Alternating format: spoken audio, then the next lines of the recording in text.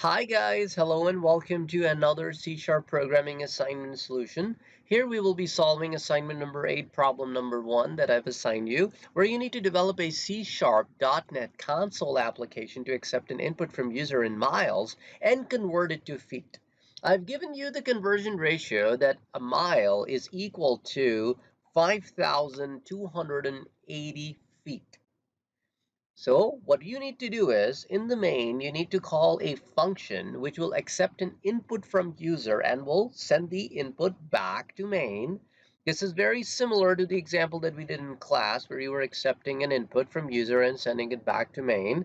And then also you create another function to which you will pass this input from the main, which will then convert the number of miles to number of feet and will return that back to main, and the main will display it. So what does that tell you? That you will be creating two value returning functions because both functions require to return something back. Therefore, none of the functions will be created with the word void. Well, I would like to create my first function, static double,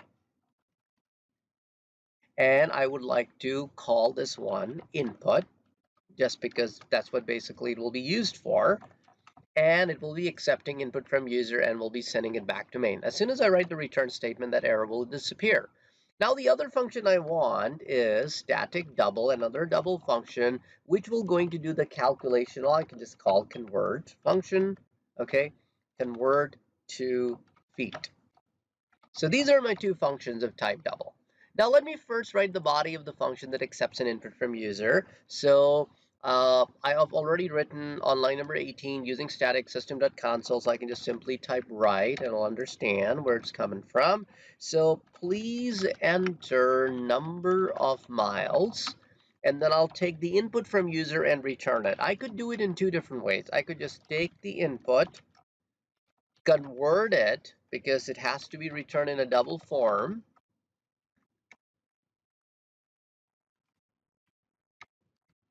and then return it. Or I could even shorten the logic by simply moving this right in place of the return.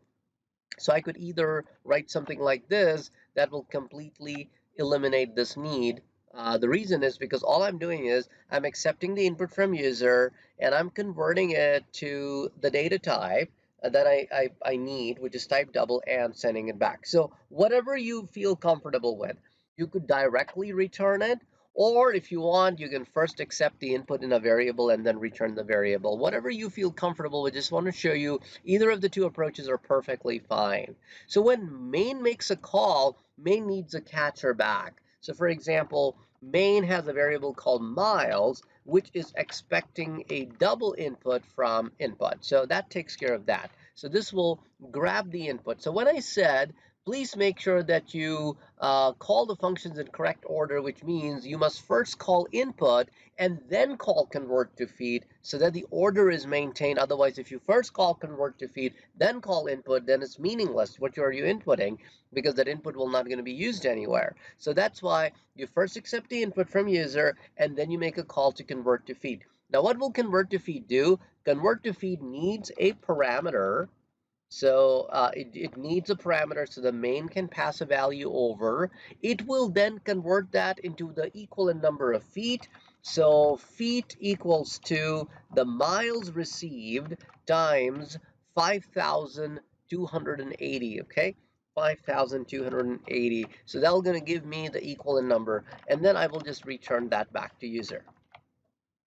In the next round, after I'm completely done with this solution, I'll share with you how you can shorten this logic. So that first I explained you the whole thing in longer approach, and then I will shorten the logic so that you can also see how you can do the same problem in a shortened approach, which is a little bit more advanced programmers may use. Okay, so here, after I accept the input from user, I need to make a call to convert to feed. So I'm going to have another variable feed, which will going to hold the answer back. And also remember that the parameters names do not need to match. For that reason, I've already told you that before too, that you could be easily passing miles into mi. As long as their data types are compatible, that's all you need to do. So now once I call miles and convert to feet and pass miles over, I perform my calculation, I return my feet back, which is stored inside the variable feet, I will now simply display it in the right line, that feet, and then I will display my output just like that. Okay, I will test this application with 1 because we already know that if I enter 1 for mile, I should get 5,280 back.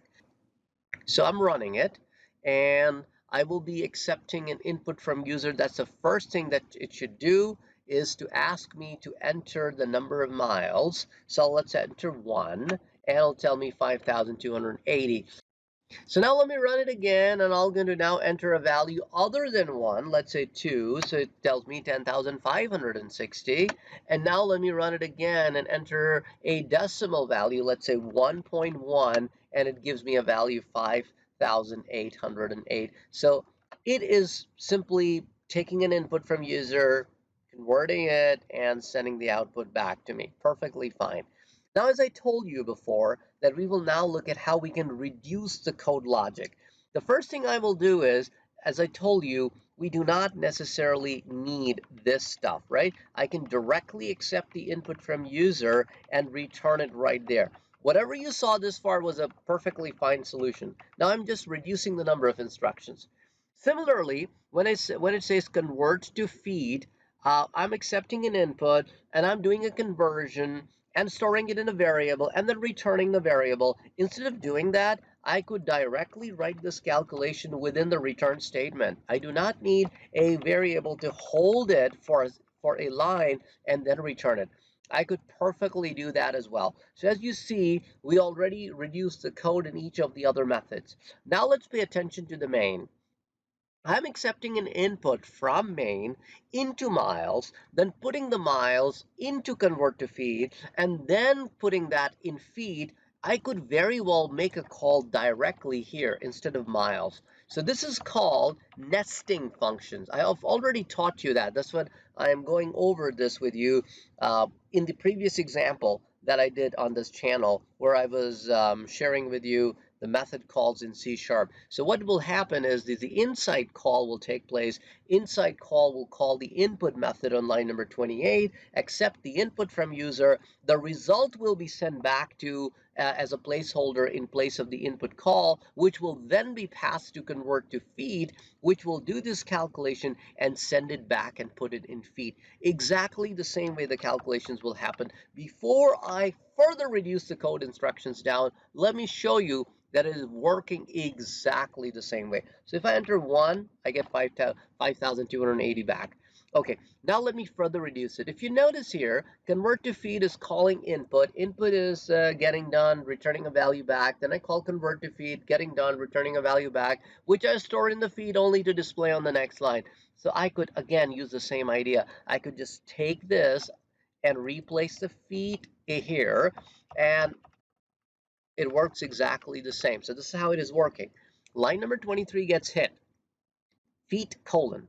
Then it makes a call, convert to feet. Okay, convert to feet requires a parameter, but there is no parameter, rather another function call. So now it calls input. Input accepts a value. The value gets returned in place of the input. The input is then feeding the value to convert to feed, which performs the calculation and returns the output back in place of this.